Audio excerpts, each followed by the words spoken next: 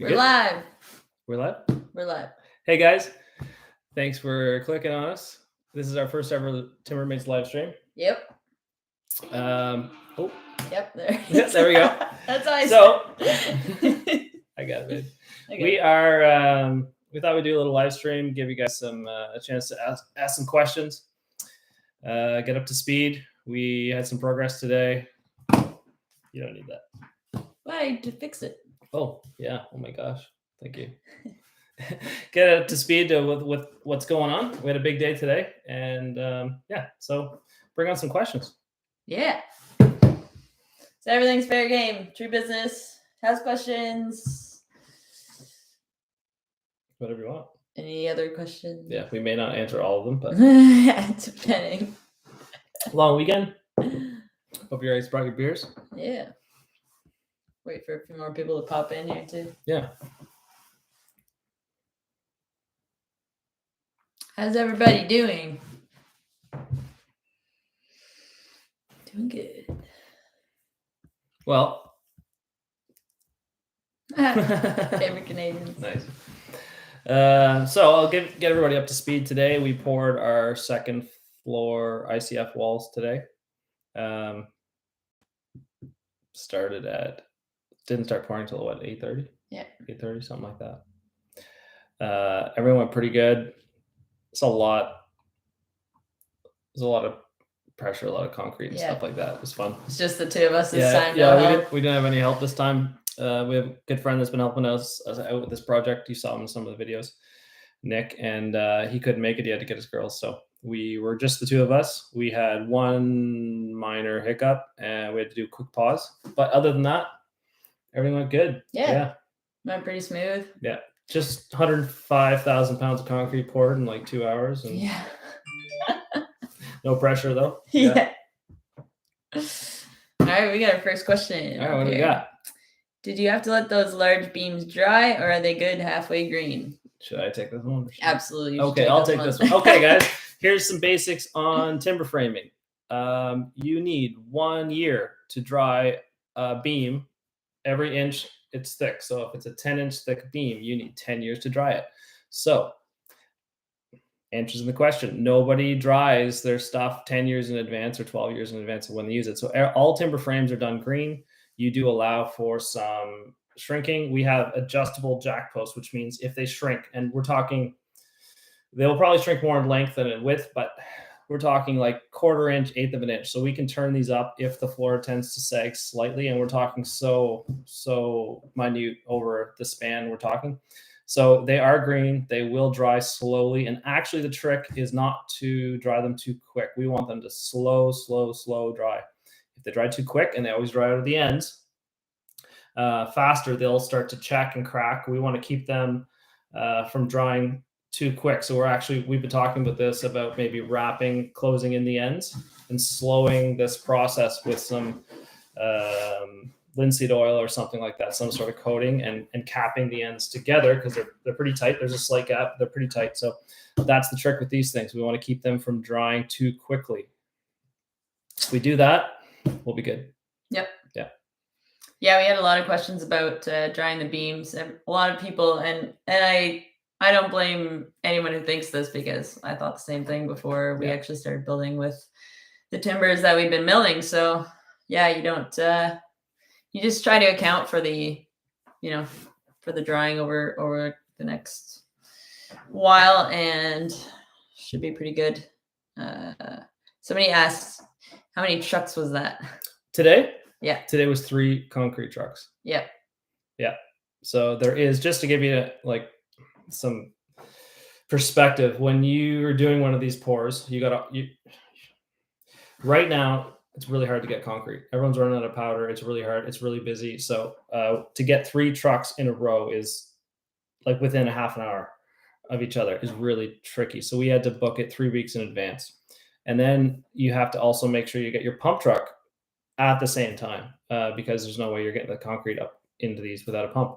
And then at that point, you're really hoping your math is right. So here guys, take a look, check this out. This is the math. It's not hard math. It's very basic math, but it's a lot. This is the math. If you can see that, you can read my writing. That's the math to make sure you have enough concrete so that you've accounted for all the wall space in all your perimeter ICF walls. You've factored in all the concrete you don't need because of all the window openings. And then you've also factored in any other sonotubes, like we had 7 today, factoring those in. Also, concrete trucks need like a yard to 2 yards of excess because you have this huge hose like this big that runs 100 feet or something. For the pump truck, But the pump truck needs a certain amount, right? You can't pump at the bottom if you take almost a yard just to get it to the end, right? So you need to allow for that. So there's a lot of like not difficult math, but like a lot of basic math to make sure you get right, or you really mess it up. Yeah. So these skills are very underrated. Not really, but yeah, they are. Knowing that stuff, there's not a lot it's of just people about making sure you get it. But anyways, like I was saying, so 3 trucks all have to be coordinated, pump, and then it's like you're under the gun.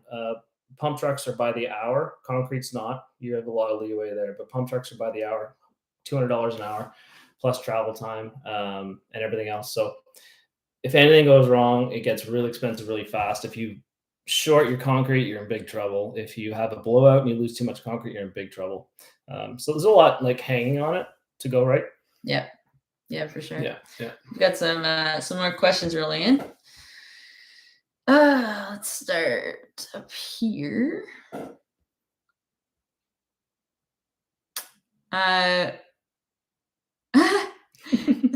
So Kylie asks, when established, will you get miniature goats or grow vegetables? We've talked about this. We definitely want to do I'll let you do this one. I did last one. You go ahead. We would love to do something along the lines of becoming more self-sufficient. We definitely want to have like a really nice garden. I have been trying to convince Brandon to get goats, but it's not going very well. our friends on this big like cabin resort not too far from us, and they just got these like adorable little mini goats, and oh my gosh, they're so snuggly, it's ridiculous. So I've been wanting goats, but yeah, we'll see. We're also too busy we'll see. For animals. Future, you never know. We don't know what's going to happen, but definitely we want to be more self-sufficient. In fact, we're definitely a garden anyway. Yeah. So that we're also thinking of the design for this house. We're changing it slightly and probably throwing in like a wood stove in the basement. Which I'm really excited about because we hadn't planned that originally. And I wanted a fireplace at least because I just love the ambience of the fire. Yeah. And Brandon came up with the idea all on his own of totally getting a wood stove. So those whispers in my ear every night. Nothing to do with it. So the reason being is because basically we have the plan here is with this we'll have 3 dedicated heating systems. So we have natural gas on the property, so we'll have like a natural gas boiler to heat all the floors, and the whole house will be inline heating, which is really efficient.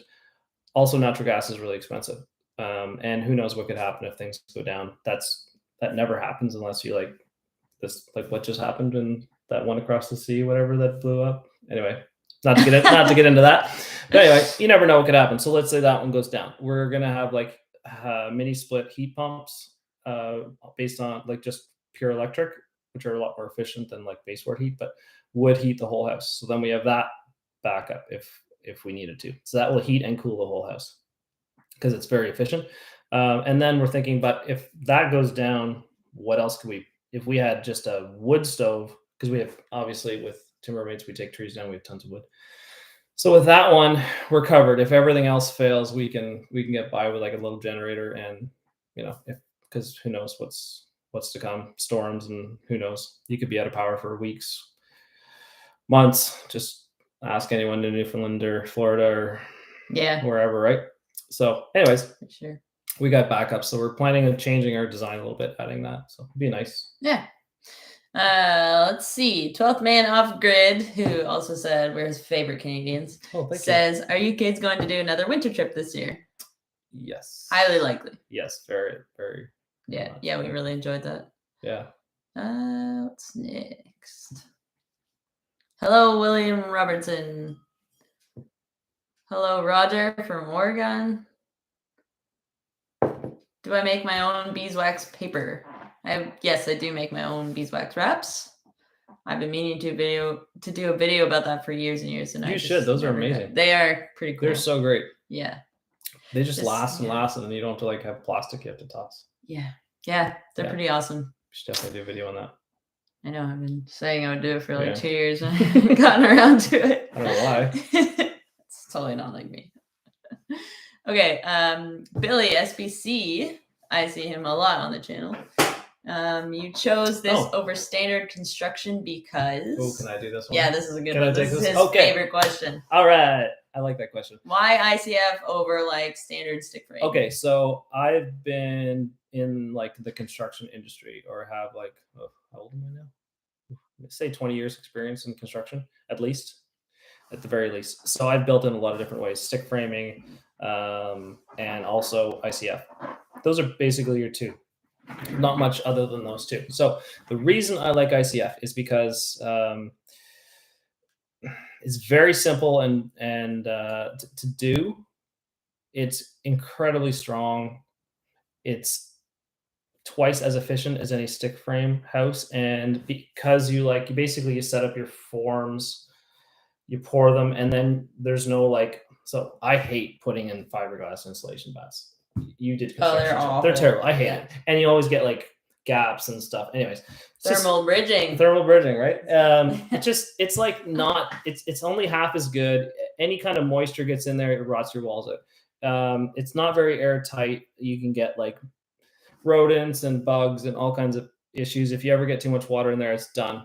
Why I like ICF is because, first of all, it is just about indestructible. It will last 1,000 years. It's twice as efficient. It's very quick to do. If you plan it out really well, you don't want to be cutting holes in this stuff because it's just so strong. But if you want a house that's going to last forever, be super efficient, and not have to worry about for like tornadoes, hurricanes, bugs, rodents, water, whatever, that's the way you want to go. So based on everything I know about construction, and I've done a lot of different ways, that's what I like, because it's just so efficient. If I'm living in a home, I want it to be that one, because I know it's safe and strong and efficient and soundproof and bug-proof and airtight and like all the things you want in a home. Yep. That's why I do it. Yep. And I worked for a construction company that built new homes, and it was just like whipped together stick frame homes, and they are just garbage. Sorry, but they're garbage. And I had no idea that ICF was even a thing. And so when Brandon told me about ICF, I was like, that sounds amazing. I'm not like the typical, like, I actually don't even like using OSB, which is like oriented strand board, like chipboard stuff, because I just find it's garbage. If it ever gets wet, it just falls apart. So I like plywood if I can. I don't like building with garbage. So if you're gonna like build your own home, like why not do it well? Build something that's gonna last. The way they build new homes, like Green was saying, is it's like block foundations, chipboard, cheap as you can go.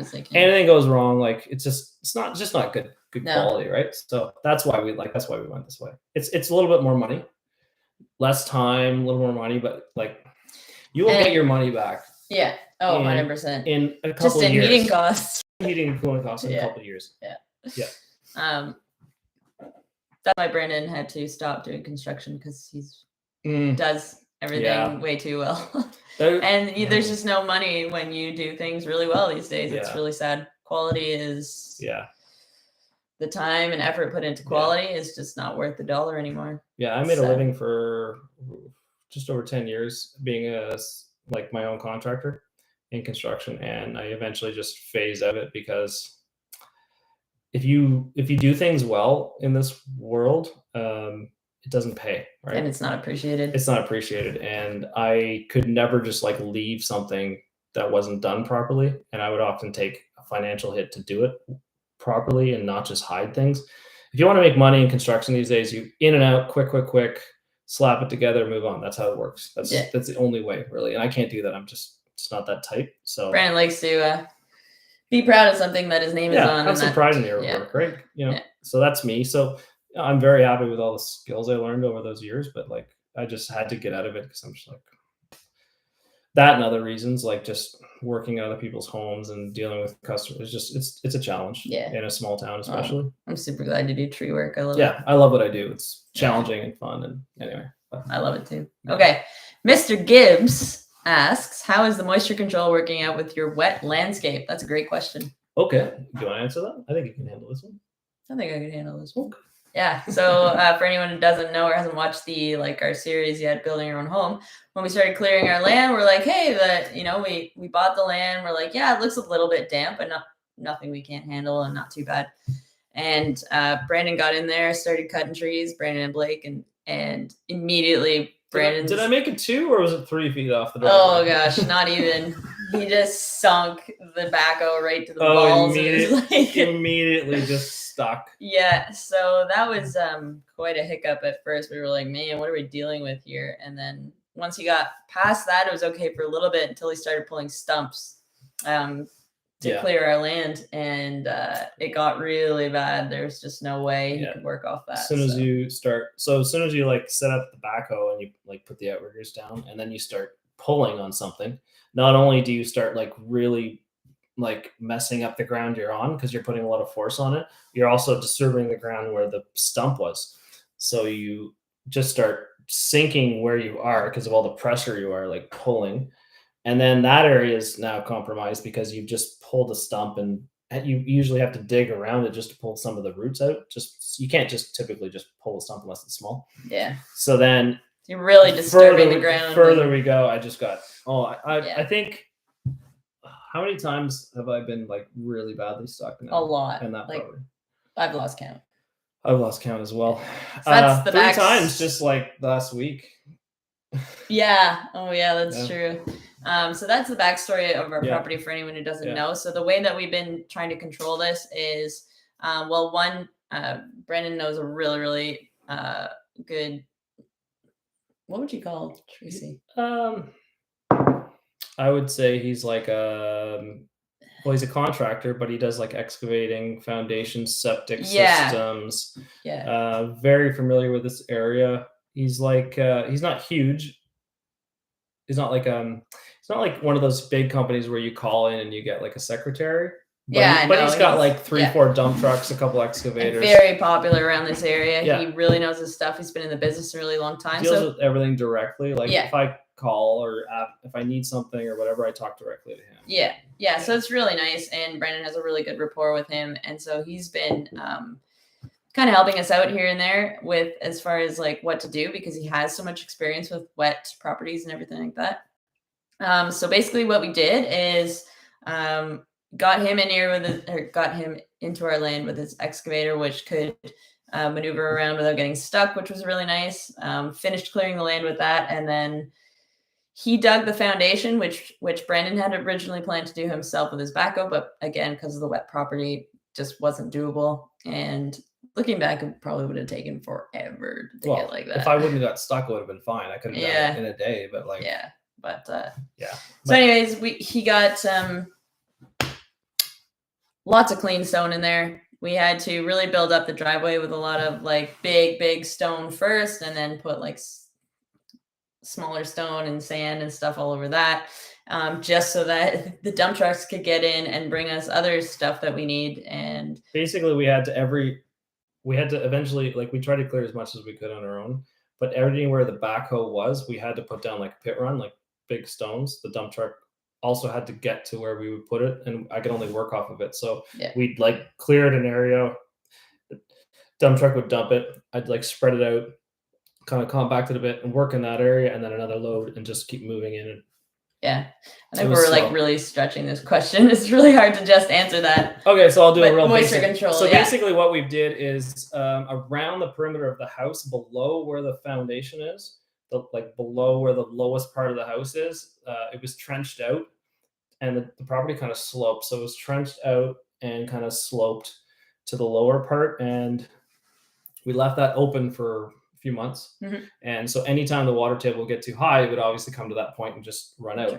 Now that it's backfilled, we ran Big O, which is like a 3-inch perforated pipe with a sock on it and clean stone around it. We channeled that all the way around, plus all the way around the house, so that if the water ever comes up, it will find the easiest path, which is through this Big O pipe, and just obviously run out. Also inside the house, We will have like a sump pump if it ever happens to want to come up high enough. But we also have about 12, 14 inches of clean stone below the footings, or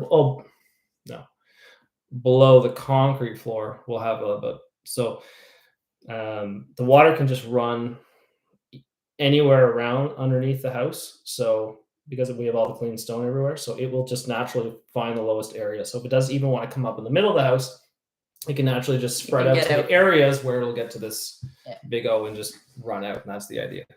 Yep. Yeah. So we're managing it. It's not ideal, but it's really not ideal. Yeah. But it'll do. That was a very drawn out question. Well, it's hard to just answer. It's very there's a lot in depth. Yeah. Somebody asked, what is my real name, Karina or Alexis? And the answer is both. My name is Karina Alexis. Alexis is my middle name. And sometimes I go by it as well. Hi from Australia. Why are you the way that you? Karina has this obsession with Australia. One day I will bring her there, and she will stay there. Oh no, you won't.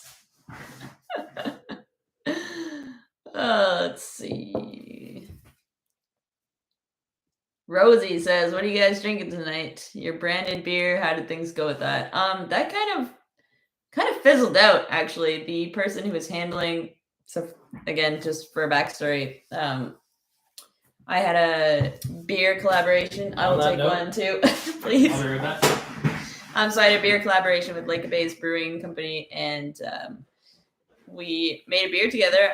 Brandon and I went and helped brew it and everything. And there was supposed to be like this big giveaway, this big hoo-ha, big hurrah, whatever, when it came out. And anyways, they did, like, the batch turned out really good, but the person who was handling a lot of the marketing and stuff actually took time off around that time, so it kind of fizzled out. But I still have like half a case of Alexis Outdoors beers, which is kind of cool.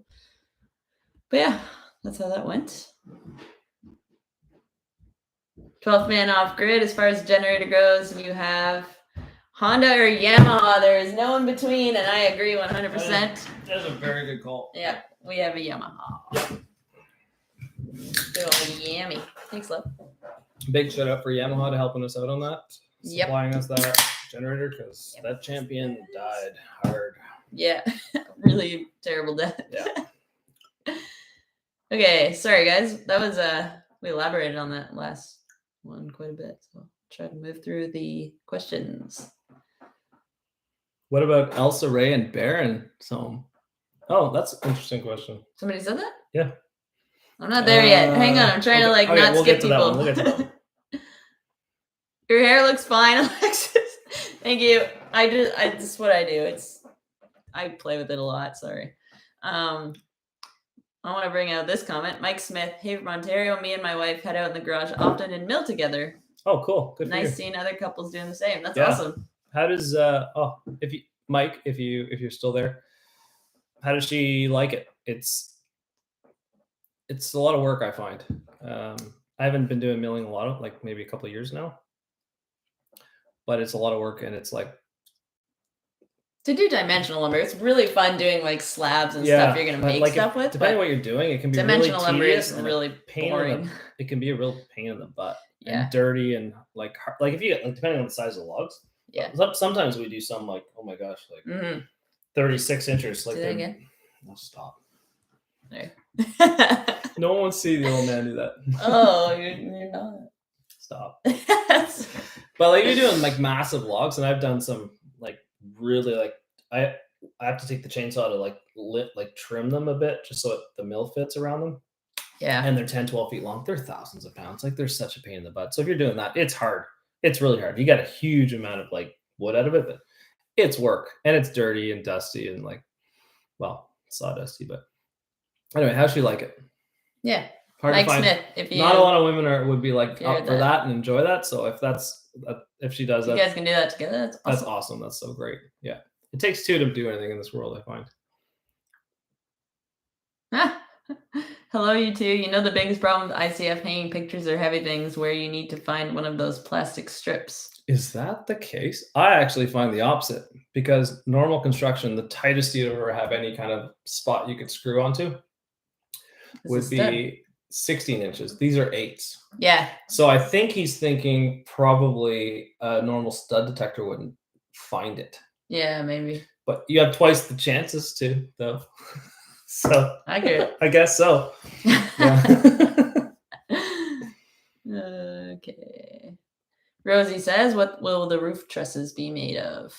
Our roof trusses are just normal wood trusses with like the metal plates.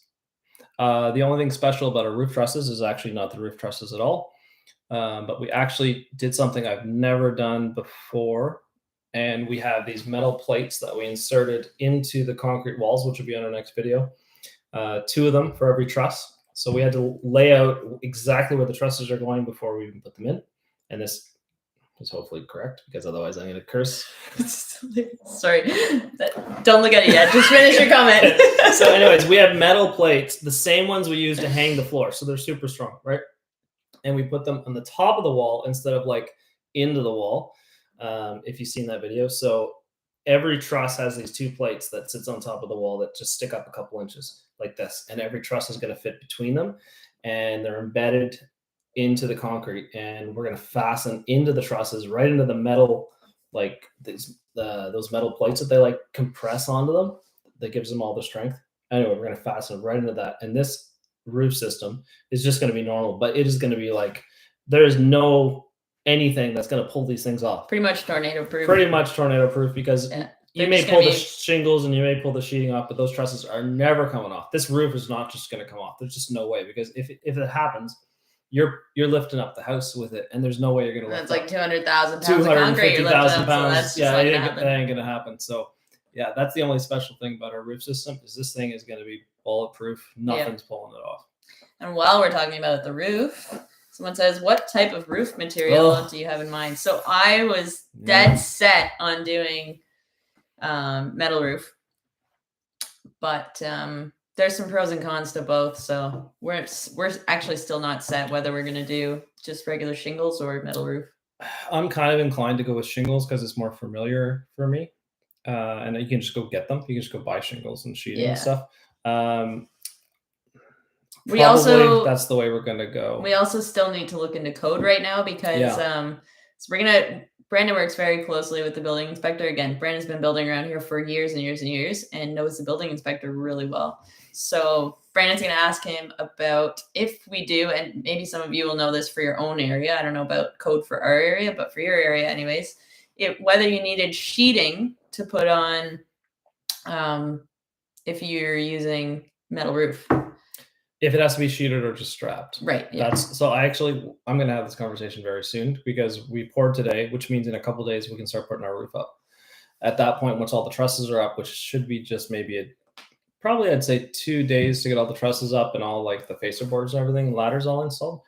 Then we'll be ready for sheeting. And at that point we have to really decide. But I'm thinking we'll probably go with just normal shingles, just for the sake of ease. I wish sheeting costs weren't so crazy right now, but yeah, it's just metal's going to take a while to get. So we'll probably we're likely just do normal shingles, unfortunately. Likely. Yeah, but I've done a ton of them, so it's like it's familiar. Our place is pretty well out of the sun too, so they're going to last a long time. Yeah, well, the backside won't last terribly long, because that's the only side that gets the sun. But yeah, but still, it doesn't get it really. Doesn't get much. Day. Yeah. Let's see. Joel Silva, late but here. Thanks for coming. Let's see. Y'all are made for each other. Oh, this is the one I was laughing at. Don't be starving that girl, Brandon. Are you starving? Am I not feeding you? That's not what he's talking about. Oh. What's next? All right. Do you have a building department or zoning department you have to deal with? Submit plenty. Oh yeah. So we have. This is not. I'm on Billy. Gotcha. Yeah. This is not an unorganized township. We have to submit building plans. We have to deal with the building inspector. All of those good things. The only advantage we have is because I was in construction for so long. I know him very well. We have a rapport. He knows my work. He feels comfortable, and he's very reasonable. So anything we do is like it is by the book, but also he is very reasonable to be like, hey, we want to change this and do that. So how can we do that? What would satisfy code? Because we, normal people don't just like, oh, I'm going to mill my own beams as a floor support. Most people don't do that, right? Yeah. So he's also has a background in grading lumber. So he's very much like a strong proponent for like milled lumber and stuff like that, which is amazing to have someone like that likes that kind of thing and actually wants to see people use that in their homes, as opposed to just like go to Home Depot and buy that there. So he's really great. So everything is by code, and we have to definitely take that step, but it's very reasonable to do. Yeah. All right, what do we got? When's the next tree video? Says Michael Wilson. We're still doing trees. I should really I just got to film one. We're still doing trees. To be honest, it's a lot of work to film a tree video. It's a lot of work. We lost our Blake. Mm-hmm. He moved to Cochrane. He's up playing Ontario hockey or something, and somewhere way up north anyway. And next up, Toronto Maple Leafs. He'll be playing for he'll be the blue liner. They need blue liners right now anyway. So So without a Blake, it's hard to go back to just filming when I'm chipping, like I'm the main groundy. So. Yeah, I haven't replaced him yet, and I never will properly. We don't want to, because like training someone new and nobody will ever work as well as Blake. So and we were like such a well-oiled machine. Yeah. We'd show up on a job, just boom, boom, boom, boom. It was awesome. Yeah. We took down some monster trees in like no time at all. I think one of the reasons I'm kind of opposed to, or like at least hesitant to replace him, is because he knew the deal. He was super safe. I felt so comfortable. And when I'm up there, when there was the two of them on the ground, I felt like no stress in that regard. Like, I always feel a little bit stressed if someone's new, like, okay, how are they doing? Is it safe? Do they Are they going to put themselves in the deal, right? So that's like a stress on me. So I can't really be focusing on that though. If I have to like not die or something, make good decisions up there. It's hard to deal with that and also be worried about someone on the ground. So it was just such a great situation, and I've been hesitant to replace him. And you deal with that same stress if it's just me on the ground, right? Because so we're building a house together. We are running like Brandon's tree business together. We run 2 YouTube channels. We have 2 beautiful children. It's a really, really busy life, and so Brandon's a little stressed out when it's just me on tree jobs, because he doesn't want to. I feel like it's easy to get to burn the candle at both ends. Yeah, it's for both of us, really. I found a question that's really easy to answer. 5%. I think they're talking about my Alexis Outdoors beer, but I'm not sure. Oh, could be. Okay, well. For Donald Kissick, what's the alcohol content of that beer? Could be. If you're talking about the one we're drinking, 5%. Let's see. Our Chickson? Chifixon? Yep. Yeah. We just poured it today. Yep. How will you string your... What? Good evening. Love your channel with all cement walls and going all the way to the roof. How will you string your electrical wires? Okay, so in pure TimberMates fashion, we use a chainsaw. Really? Yeah. How did I not know this? All right, so you've got like 2 5/8 inches of foam. You need to run electrical wires to your exterior walls. Obviously, they have to be there, right? So how do you do it? We actually use an electric chainsaw, and I have one that I drilled through the bar, put like a bolt through. Acts like so the bar's like this, and it sticks through like that. So you can only go in so far, and then that bolt hits the foam, so you can't hit the concrete, which you don't want to do. But basically, all you do is you take the chainsaw and cut a groove, and that's the width of the bar and the chain. The electrical wire tucks right in nicely, so you might tuck it in like 1.5 inches into the foam, and then you foam it back up, and that's it. Super easy. Doesn't move. No problem. Yeah, and even your boxes, you can mount a couple different ways. They make different types. You could tack on into the concrete if you wanted. If you had a 2 and 5/8 thick box. Some have like little wings on them that you could fasten onto these plastic tabs. There's tons of ways to do it. Any way you want. There you go. Yeah. I learned something new too. Yeah, we haven't got to that point yet, eh? No, not yet. Yeah. I'm learning as we go. Would you say that I am a good helper? Very much, yeah. Yeah. As long as you don't have coffee in your hand. I don't do that. I don't need coffee to survive. No, she's a great helper. Absolutely great helper. I just get a little frustrated sometimes. Like, put your coffee down. You can't work with one hand. I'm so bad for this. You don't need that right now. I will like have my coffee in the morning and then have another coffee to bring to go work in the house, and I will like have my coffee in my hand like this while I'm trying to do something. And she's like, how do I do this? I'm like, well, first you take the coffee, you put it down, then you use 2 hands and you do it. Yeah, I get frustrated sometimes, but you're a great helper. Well, if that was perfect, you'd have nothing to complain about. Mm-hmm. I gotta give you something. Mm-hmm. How much more energy efficient will your new home be compared to the one you're living in? Oh, 4 times probably. Yeah. This house was built in the 50s probably. We renovated this house. Yeah.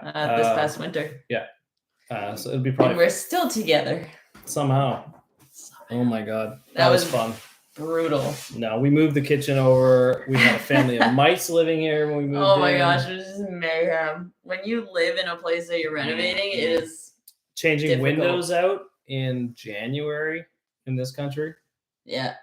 No. It was not fun. That's not fun. No one should have to do that. But anyway, we did it, and this place looks really good. Our relationship survived. Somehow. How did we do that? Stronger than ever. We should not have lasted this long. No, seriously, if there's any couples out there who've renovated together, it's like yeah. Oh my gosh, there's a reel on this. They're like, when you're renovating a house, shut up. You shut up. Yeah. So funny. So true. All right, we got you checked the 12th man. Mike answered if we do both. And slabbing. She loves doing both. Okay. Oh yes. I handle anything too heavy. She does a lot of heavy stuff with me. 200 pounds. Oh yeah. Good stuff. Hey, Mike, do you use a tractor to move these logs? How do you get your logs up and how do you turn them?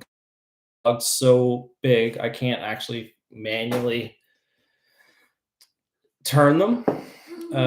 So do you use just smaller stuff or do you just have like a tractor or something mechanical to turn those? Because that's kind of why I originally got the tractor, just to be able to move these logs around. But I find sometimes I get so frustrated I just can't even move it. So I actually get the backhoe and I'll like grab it with the backhoe and the thumb and just like even sometimes put it on the ground, turn it, and then pick it up, put it back because I just can't move it. It's just too big. Yeah. Let's see. So Elaine has asked a couple times. Sorry, Elaine, I've missed your question before.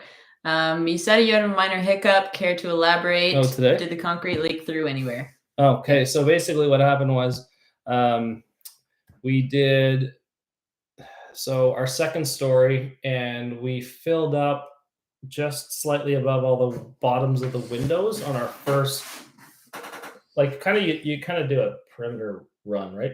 With the pump. We went just above the windows and the concrete kind of fills in, like, so if you have your window opening, say it's like this, I can see myself. And the concrete kind of fills in a V, one side a little bit, the other side a little bit, and then on top of the window. And then you got to go back to fill the windows. Anyways. Well, the windowsill. Yeah, the bottoms of the windows. Top of the bottom of the window. Top of the bottom. Yeah. So we leave it open. It's only 2x4s, so there's like a small space between, so you can fill that gap. Because if your concrete was so wet that would just fill up naturally, you could never finish the rest of your walls. It would just pour out, and that's kind of what happened today. So we did that, but then when we continued our second run, the concrete just kind of flows, and it started flowing and coming out the opening of the window. It kind of just ran down and just started pouring out. So That was the minor hiccup. So we had to stop there. We had a bunch of concrete just pour outside of the house. And so we had to stop. We cut up strips of plywood, screwed them down to the window frames so that the concrete couldn't just lift up because it was already filled at this point. The concrete was actually just about perfect, I would say. Yeah. And I think we would have been fine had we just continued. I think the trick here, thinking back, is that that was the window we tried to just vibrate to pull the concrete in. And I think what happened was we pulled the concrete, because we did that, lower than the window frame to pull it in. If the concrete was above the bottom of the window frame, Yes, it would have that's just right. hit that and stopped. But because we pulled it down below, it was actually running, because it'll actually flow, right? It actually flowed across around the corner, and then it just found the opening and was just flowing out. I think if we just kept that concrete level up higher, it would have just hit the side of the window frame.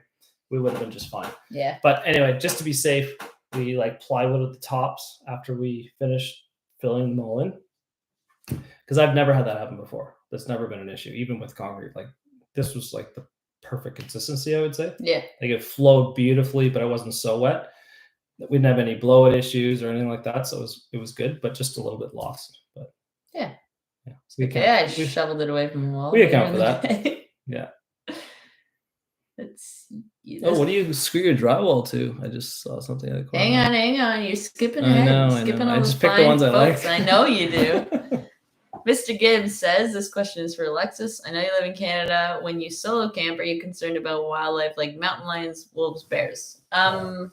Short answer is no. And the reason being is, well, one, I've never had a problem. Two, I'm pretty safe with my food. Like, I try to hang my food or get it away from my camp and don't go to bed with smells and stuff like that. And three, they tend to just mind their own business typically. And most animals, I think they just want nothing to do with us. Most of the time, you're safer with an animal than a human. Oh yeah, humans is my main concern. Yeah. I'm terrified. If I will 100% give up on a trip, and I will go home if I'm alone and there's, like, I've driven by hunters out or trucks parked in weird places. I'm just like, nope, it's just not worth it. Yeah. I will not take the chance. Bears, unless they're sick, they're predictable. We don't really have mountain lion issues here. Yeah, I don't worry about animals. And bears, as long as you're like, you don't leave food out and stuff, you're very, very safe. Yeah. So. Yeah, I'm not too worried about animals. Yeah. Just be careful of your food. That's about it. Yeah. Let's see. Yeah. So answer your question. Somebody else. Okay. So what? Ken Tracy says, "What do you screw your drywall into this?" So on the ICF forms, every 8 inches, there's like a marked rib, and you screw directly into that every 8 inches. The cool thing about this is your drywall is actually against like a solid. Like, normally it's like studs, so you're actually into something solid every 16 inches, maybe even 24, depending on your design. But then you have fiberglass or rock solid, whatever, for insulation. So you actually only have something solid every 16 inches apart, right? So if you hit that, it'll just break. Everyone's been in a house where you hit a wall and it's like, oh, the drywall broke. This is a solid like foam fixture, right? And you can fasten it every 8 inches. If you punch a ICF wall with drywall on it, it's super easy to install. But if you ever punch that and try to break through it, you're going to break your hand because it just doesn't move. Yeah, it's solid. It's super solid.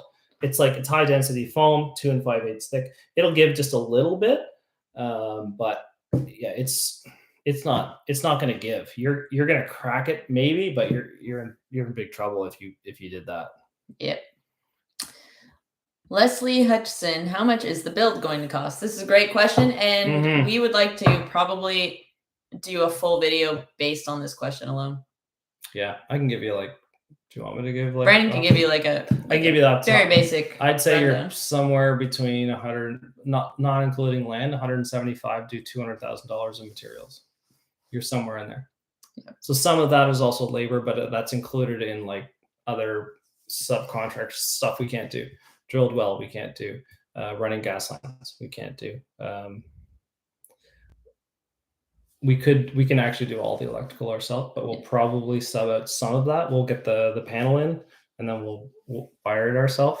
We'll do our own plumbing. Oh, the septic has to be done by someone licensed for that. So some of that is like including labor for other trades, but somewhere between $175,000 and $200,000 in materials. Yeah, we'll build it. Yeah. Yep. Canadian. Canadian makes any dollars. difference for Yeah. Which probably sounds high if you're American. Yeah. Yeah. If I was your parents, I would be proud of you too. Oh, thank you. Okay, let's see. Oh, Mike Smith answered your question. I have a small tractor, but it can't move some of the logs. Oh, like a 20. Okay. Yeah, that makes sense. Yeah, 20. I have 2 chain falls. Okay, yeah, chain falls are good to move them around. Yeah, if you set up well, like with chain, like you can do a lot if you're set up really well. Yeah. A 26 horse, yeah, you're not going to move some of the bigger stuff. I have a full size backhoe. And some of these logs, yeah, it takes a lot to move them around. You need a good sized tractor to move those things. Yeah. Yep.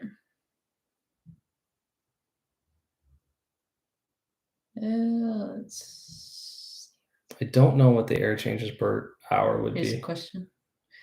JJ has a question. Are you guys aiming for a specific level of air tightness? Thanks for providing content. Thanks for watching.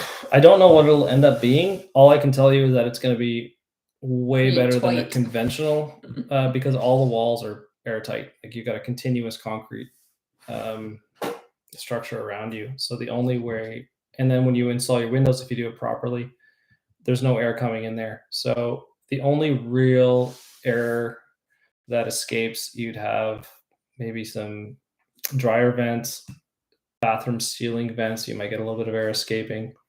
Your main doors, depending how leaky they are. Your windows are pretty good. Doors, I'd say, leak a little bit more. It's very minimal. The issue is not about what I find actually is the biggest problem is that you build this house to be super airtight, which is also very efficient, but then you have to, by code, put an air exchange system, which just dumps that air out, right? You can control that, which is good. You want fresh air, but it's a fine balance. It is a fine balance. So the air exchange is a lot better because it does retain a lot of your heat as you're like cycling air out. It's not like opening a window. As you cycle the air out, it actually like heats the air that's coming in it tries to retain a lot of the energy that's in that air. So you exchange the air without losing all the temperature. But if you just run that without any kind of regard, then your air sealing is kind of moot. So it's kind of a fine balance, especially in our winters here, of like cycling the air as much as you need to, keeping your moisture and not losing too much heat. And a perfectly airtight house is not a good thing either, right? Without some air exchanging, you'll just have moisture problems, and obviously you need to breathe every once in a while too. So like, yeah, there's a fine line, but it's about as airtight as you ever want. Yeah. Let's see. There was another question. Oh, Chad Denton, solid guy right there. Yes, he is. Thank you very much. He's a very solid guy. Don't embarrass me though, okay? Oh, I would never. Only all the time. Let's see. Will the new home use David Cox? Also, David Cox, very regular commenter on our channel. Thank you so much for always watching, commenting. It goes a really long way. It's funny. I don't know if you guys know this, and I try to we try to respond to as many comments as we can, but we totally notice when someone's like a regular commenter. It is really nice to see the familiar faces in the comments on our videos all the time. So David Cox, you are one of them. Thank you so much. And he says, will the new home use solar panels, or will there not be enough sunshine due to being surrounded by trees?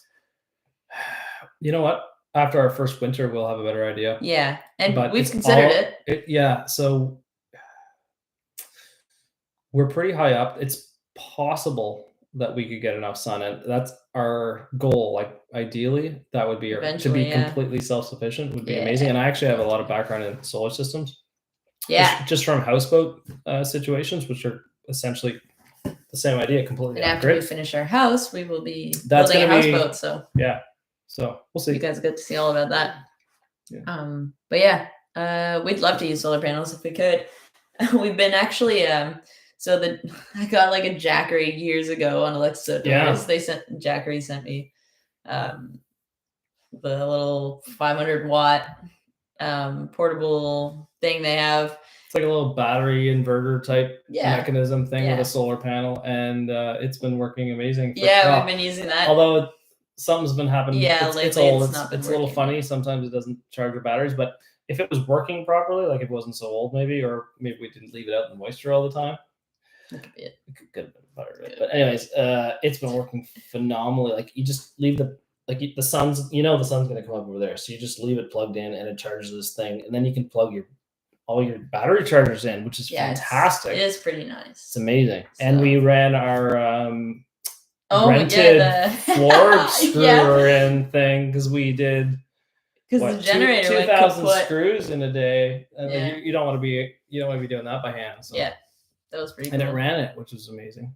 Yeah. So it definitely got us out of the bind, and it's been working great. But other than lately, it's been being a little funny. But I like that question. When are you two little kids? Beautiful children. I would say there's. You didn't finish the question, so nobody knows what you're talking about. Oh. So 12th man off grids question would be answered with, I would say, spring. You still didn't say the question. I didn't say the question. I just said, yeah. Right, I'd say probably spring or summer. Hopefully spring or summer. That would be great. Yeah. We're both very committed to this. We're not looking anywhere else. We're happy with what we have, and as soon as we can. But probably spring or summer. For anyone who saw 12 man off grids question. Yeah. Let's see.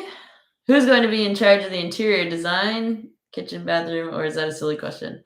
We'll decide all that together. We do everything together. Yeah. I'm a firm believer in. I'm a little old school, so because I have a little more construction experience, I would probably say carefully that I would have the last call on what we do. Yeah. For anything major, like that as a design all component, but we make all together. decisions together. Really, we talk about everything, we discuss everything, and then we weigh the options, costs, and benefits and stuff like that.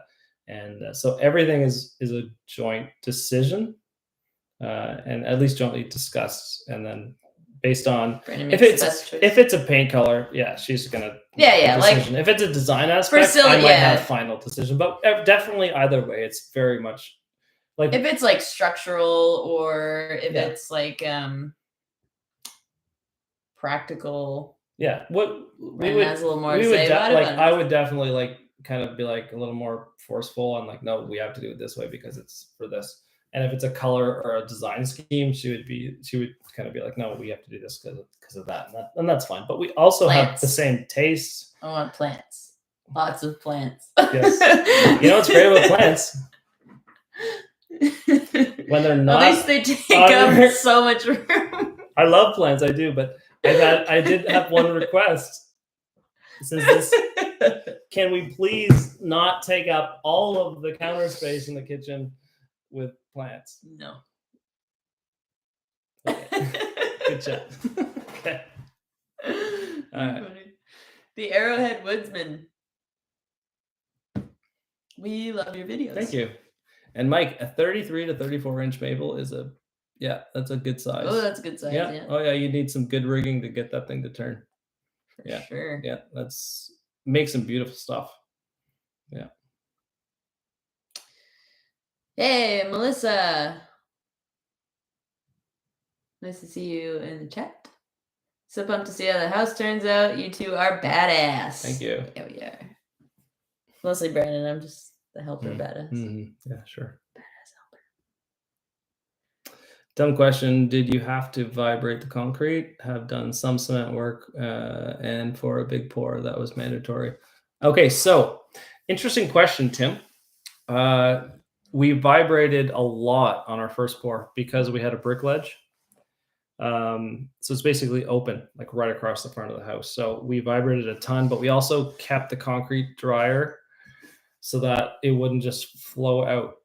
This pour, because we didn't have that, much wetter. If we did vibrate a little bit, but honestly,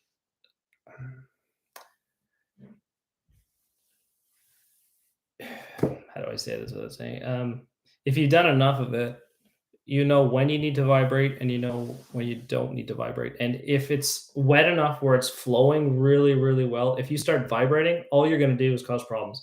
You're going to increase the pressure on your forms. You're going to reduce all the aggregates, just going to start settling to the bottom. You're just not going to do anything good. There's just no need, right?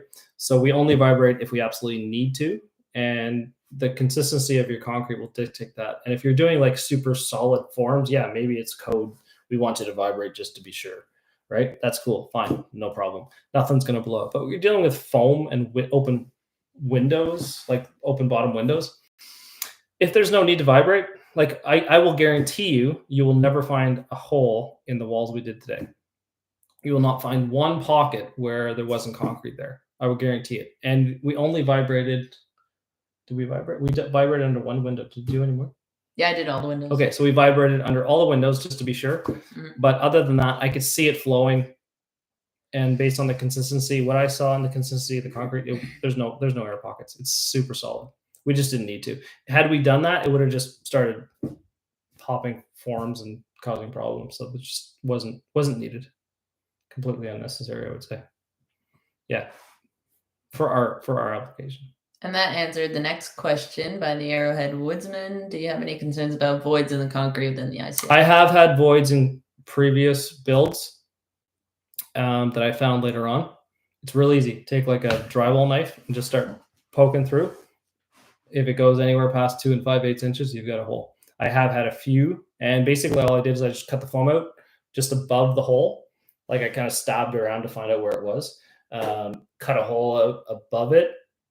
Mixed concrete, filled it in, and then put the foam back, strapped it, spray foamed it in place until it's set, and then once you drywall over, it's good to go. Although I don't really think you'd have any issues, but I'd rather have a solid wall than not. Yeah. Yep. From Florida. How are you doing down there? Wonder what part of Florida. That looks devastating, some of the stuff I've seen. Oh. Yeah.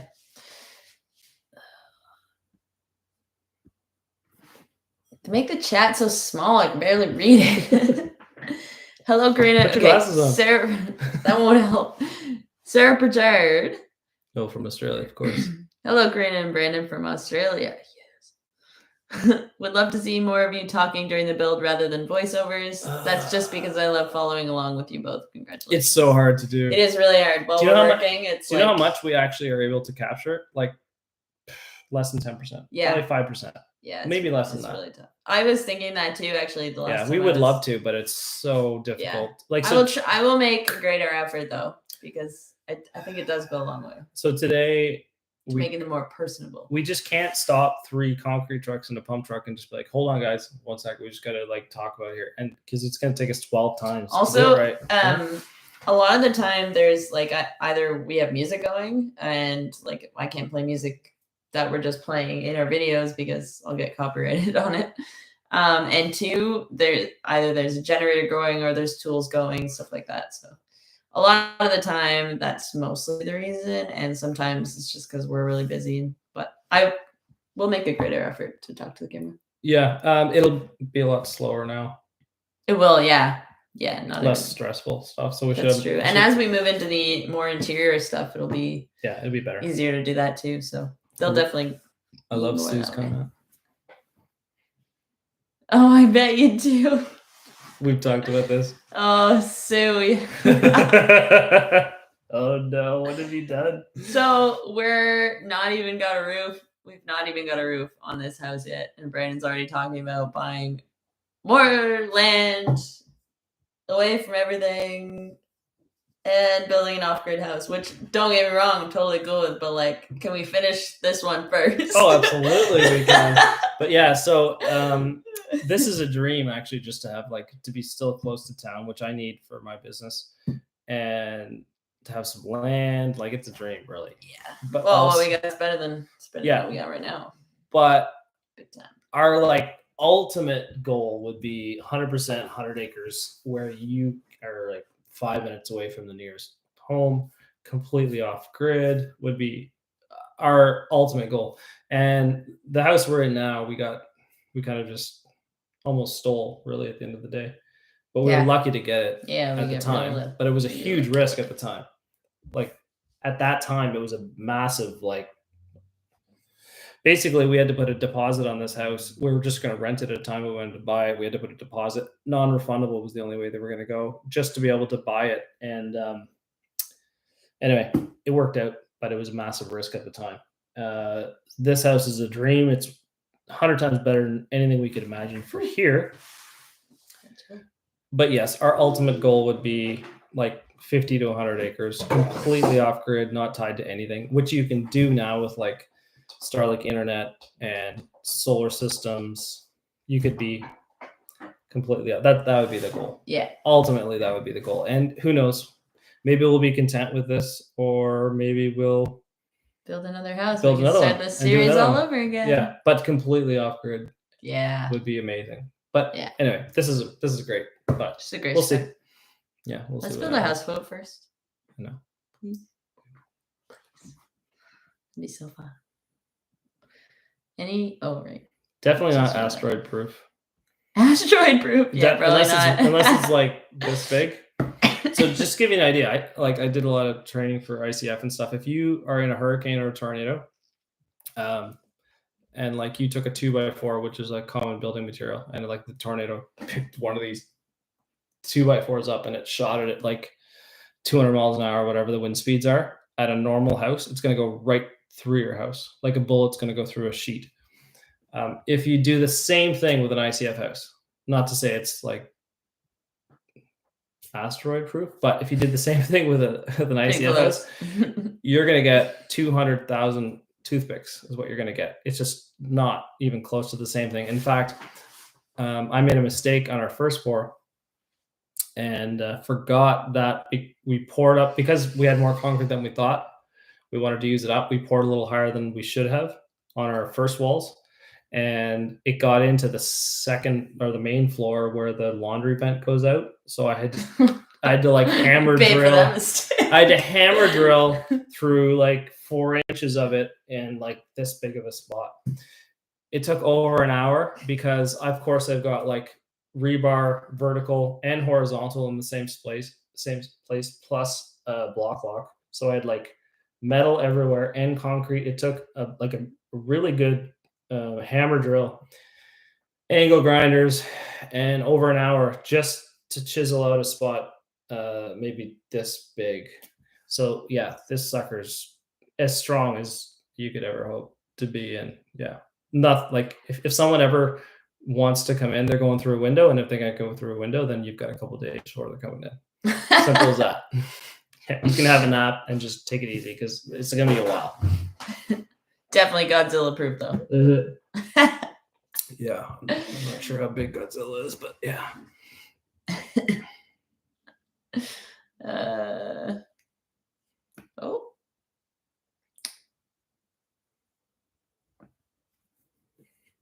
Just reading through the comments.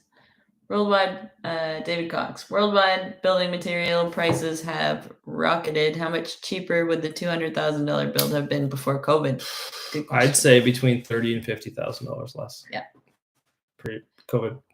Just to give you guys an idea, tell them about floor joists. So a floor system for this house should have cost about $3,000. Not to mention plywood. Actually, yeah, definitely 50. I'd say about a quarter. It's gone about at least a quarter, and prices have come down a lot. Floor joist should have cost $3,000. It cost $10. Plywood should be $20 a sheet, not $50. Trusses should have been about $4,000, not $9,000. Let's see. Concrete's held decently. It hasn't jumped up like crazy.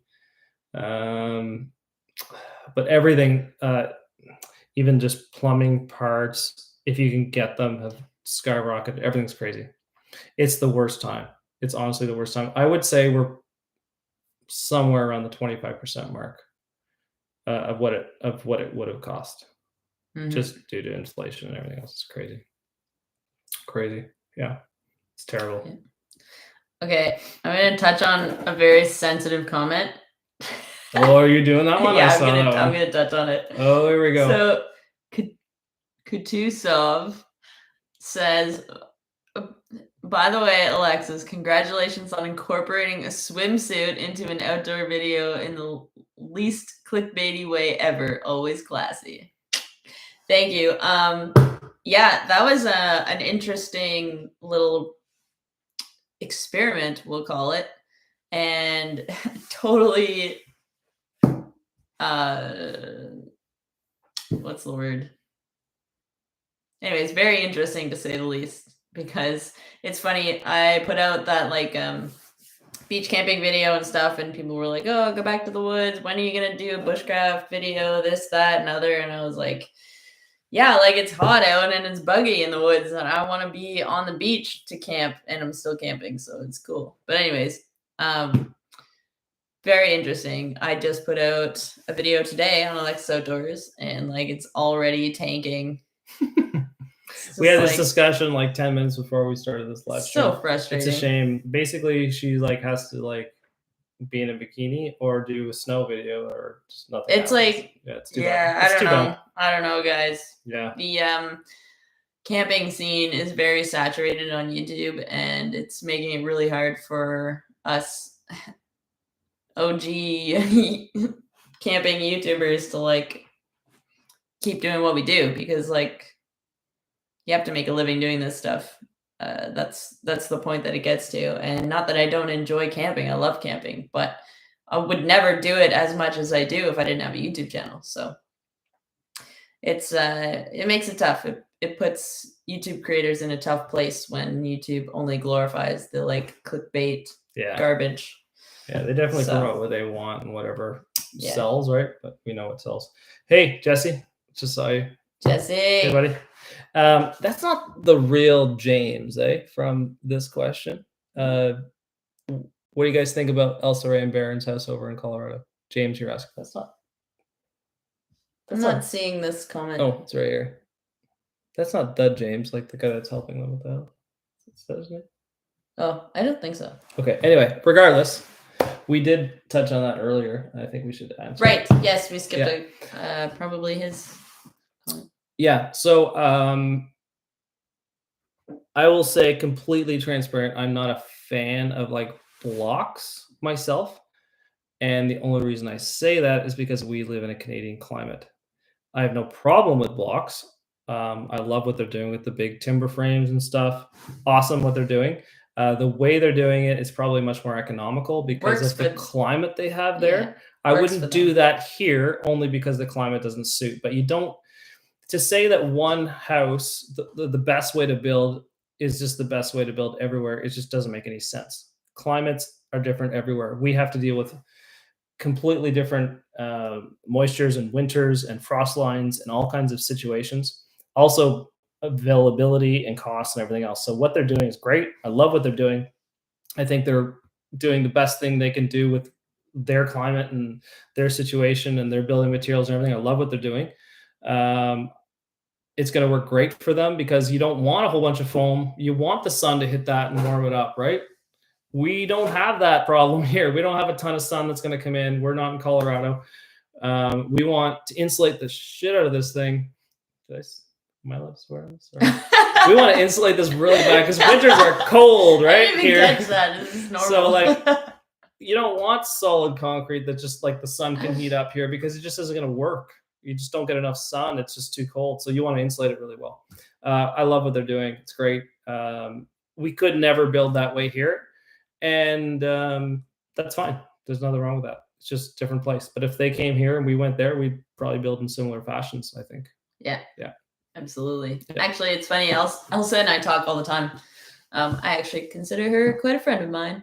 And it's we talk about how interesting it is that we're basically building the same way in a different way. Yeah. If that makes any sense. Yeah. But that does make very perfect cool. sense because you really both have to build for where building you with are, right? concrete. You just don't build the same way everywhere. It just doesn't make any sense. Yeah. No, it's going to be great for their climate. I love how they're like using the angle of the sun to like heat it up. They're basically super well thought out. Yeah, it's a similar design. Like they're using like a thermal mass effect and using the sun and everything and angling it properly. Like it's great, very well thought out. I think it's going to go just fantastic for them. And I think it's so cool for them because they've been like living in a scamp trailer for 6 years. To have like a home that you can. To have a home they can go in space so you can like stretch it. But still something that's like in their roots, like it's very cool the way they're doing it. Yeah, I like what they're doing. To say the least. It's great. Not conventional. I love that. Yeah, definitely. And is it James? Is that his name?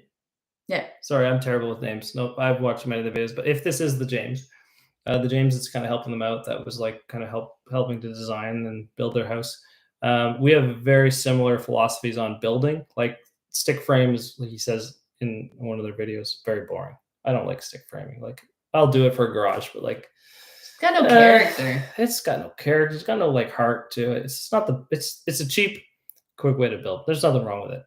I bet you like 99% of the people on here live in a home with a stick frame. We do. So do we.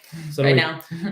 But like if I'm going to do something, it's not the most interesting way to do it. It's not the best way to do it. It's a cheaper way to do it. It's maybe I don't know, quicker is debatable. But yeah, it's kind of boring and it's not very efficient. So yeah, I like that they're going outside the box, doing something different. Yeah, absolutely. There's so many ways to build these days. You don't have to just follow the crowd, Yeah, for sure. Yeah. JJ says, any fireplaces planned? Yes, sir. We're gonna have a wood stove. Yeah. We talked about this at the beginning of the live stream, but we hadn't originally planned on having a wood stove or any fireplace in our house, but after some discussions about being a little bit more self-sufficient and stuff, we decided that we're gonna go with a wood stove for backup heat, or if well, I would say backup heat, also ambiance. Like, we also have so much wood that we typically just drop off to people for nothing, just to get rid of it. And the ability to have that to like heat our own house, because gas is crazy expensive right now. So maybe we're like, you know what? Let's just start a nice fire. And we have a super insulated house. Like it would take nothing. Yeah, that's the thing. Like to like take nothing to heat. Take over from that. Yeah. If that fails, we're covered. On like those cool fall mornings too, where you don't want to like kick the heating system on, you can just throw a little fire on and boom, you've got like your house warm and not very long and not very much effort. So. Yes. So Jesse, we're going to do some pool table shopping. We were talking about that the other day. She was asking me the budget for the pool table. I was very surprised. She was very surprised. I said, well, it's anywhere between 5 and 10, but good shit ain't cheap and cheap shit ain't good. So it's gonna be a good one. I want something respectable. Very true. I'd like to get back into the game. Brandon is very good at playing pool, and so is our friend Jesse here. So Jesse. And it'd be nice to actually be able to play. To get back into it. Yeah. Also, happy 2 years. Yeah, thank you. 2 years. Yeah. Brandon and I have been together for 2 years. Just over 2 years now. Yeah, dating for about that. Yeah, we've accomplished great things. We've gone through a lot together. Mm-hmm. Accomplished a lot of things in a very short period of time. Haven't we? Yeah. And he fights the affection on screen, but I don't care. Sorry for those who don't like PDA. Let's see. JJ, window placement, innies or outies? Innies or outies? Outies, I guess. That's hilarious. Yeah. I want a good like windowsill. They'll be on the outside, and we'll have like roughly 9-inch jams around, like sills, I guess, around, because the walls are so thick. They're about a foot thick. Yeah. So I'm guessing somewhere around 8 or 9 inches, the sills around the windows, which is great because it gives you like a shelf, essentially. Yep. Jason Griswold, I respect the hell out of you for not using bikini videos to get views. You definitely could, but you don't. Thank you. She definitely could. I can guarantee you all 100%. She has all of the equipment required to make all of those thumbnails. Thank you, love. I thought we weren't embarrassing each other. Oh, did you think you were just going to embarrass me? And it was just going to go. Oh, yeah. She has everything required to do those. Absolutely. Yeah, that's why it's so frustrating. Like these. She could easily do that. Also, there's like this thing called self-respect and honor and class. So it is a slippery slope because it is. Yeah, even the ones that I put out, I got a few comments on those videos that was like, oh, you're like stepping into the, but like, no, I'm not there like showing you things that aren't. This is such a so taboo it's so subject. Tough. Like, so we've seen thumbnails of someone in a bikini. Everybody knows who we're talking about when we say this. What was the one? Was it a bikini like cutting wood or fishing or something? Oh, it was so. What was that? Yeah, it's just like ice fishing. It was ice fishing in a bikini. Like, okay. Nobody does that. No one ever does that unless they have a camera set up and this is a plan to do. And also, was it in the video? Probably not. Probably not. But no. You know what? I'll tell you one thing right now. When I'm camping on the beach, I am wearing a bathing suit because it's hot out and I'm on a beach. Yeah. And I still didn't show like anything that I could, like it's. But it is such a slippery slope. It's very frustrating. It's hard to make a living when everyone else is doing that, right? And you refuse to. Yeah. So, anyway. Yeah, it's too bad. That's enough about that subject because Mama's getting fired up.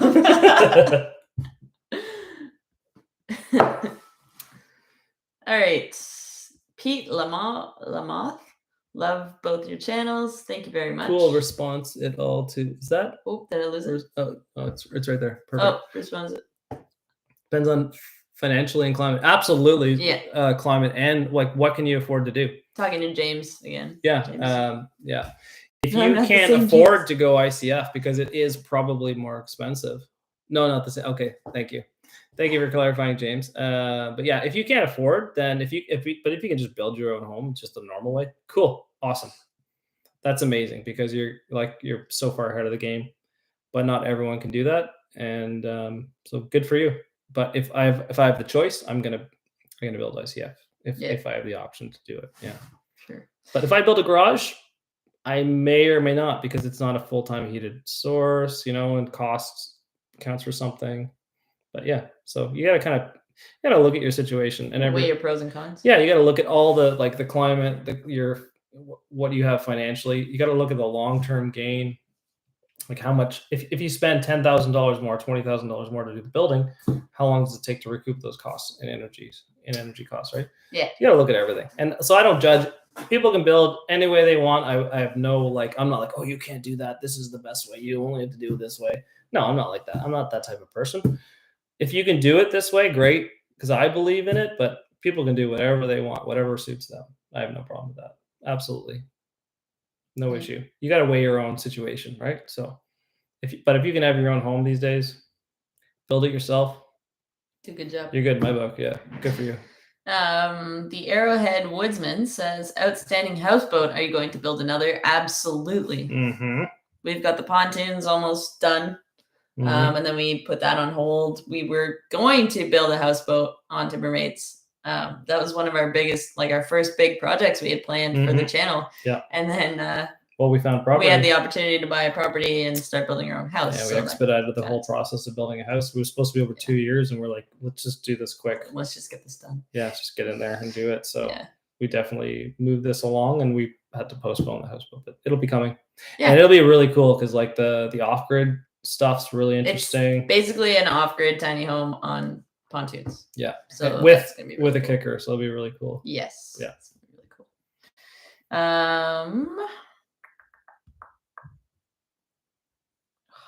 Keeps shooting down to that. There we go. Do you know what that's? Any photovoltaics? So nothing yet. That's just solar panels and battery systems. Nothing planned yet. You need to I think. Okay, so talk about who. KJ6EAD asked if we're adding any photovoltaic or batteries to our house. So at this point, no. I think we have the possibility of adding something on the back of the house because the sun pretty much crosses it all day. So we have the option for later. The problem for us is that the cost to go off grid. So just to give you an idea, it's I just got the Hydro One bill to hook up to grid. Okay, it's $1,000 to get hooked up to hydro. Okay, how far can you go with $1,000 to do your own like solar battery system on your house? Anyone that knows the answer to that will tell you you're probably 20, 30, $40,000 short at least. So it's great. Going off grid is amazing, but you've got to have the money because you're paying for everything up front. Something that's going to last you 25 years, you're paying for the whole thing up front. And in Canada, you don't get a ton of sun, like you're 22 degrees, I think, or something like that at the lowest degrees of sun. You just don't get much, and it's not for long. So you need a massive solar system to go completely off grid. The cost to do that is all up front. We just don't have that.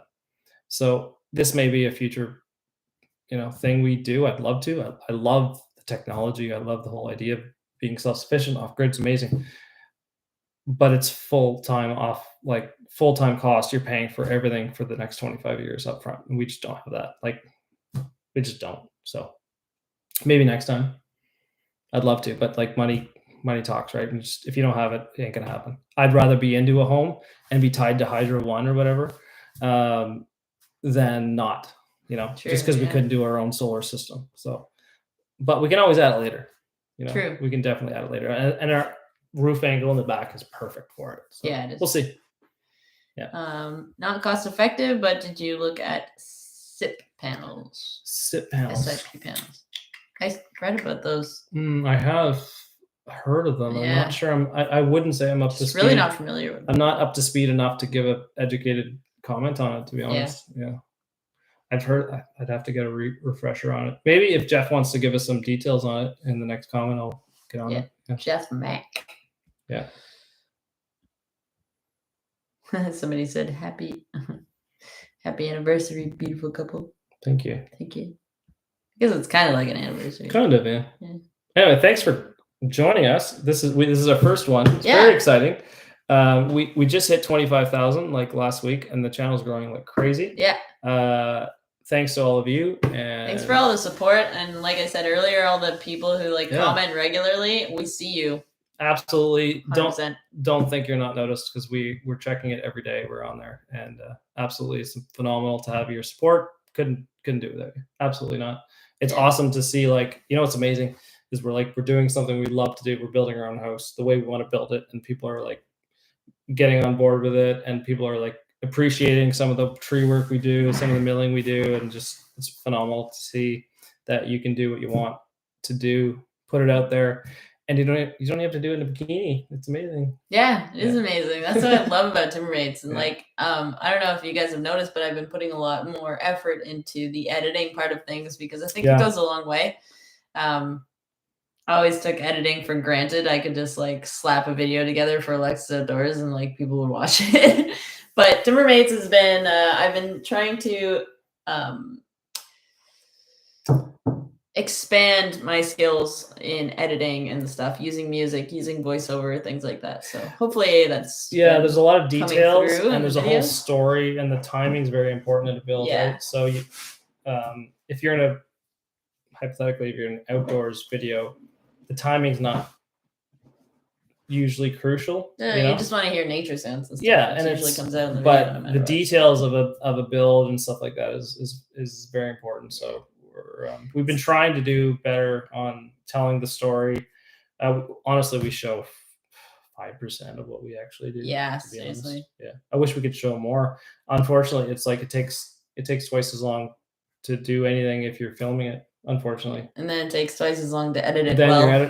So we do what we can, and we appreciate you guys have been watching us and supporting us, because the channel's been growing. It's been really fun. Yeah, it's been awesome to see the support. So yeah, super fun. We've been having a great time with it. Yeah. Let's see. Tim Berg. I love that you're classy. I don't want to see that crap, but I do want to see bacon. Oh my gosh. We made jalapeno poppers. They're probably still warm. And they're in the oven right now. I'll go get them. And I'll bring some up. We're gonna smack on camera. Answer that question, Jesse. And there's bacon. Wait, answer what question? Yeah, that one is Jesse's. Oh gosh. Pressure's on. I'm looking. Which question are you talking about? Where are we gonna live? I see it. Also, they said if Mr. Lexi starts wearing bikinis, that's where we have a problem with it. I hope so. That's funny. Why identify as a smoking hot bombshell? What? I'm teasing. Okay. Jimmy says, that is what I was thinking. The ICF build would be super efficient during winter and summer. I enjoy all your videos on both channels. Thanks so much. Another commenter that I see a lot. I appreciate that, Jimmy.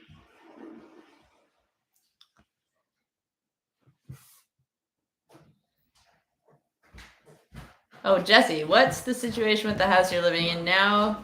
Going to stay there till your house is built. So the house we're living in right now, which we basically flipped in a year.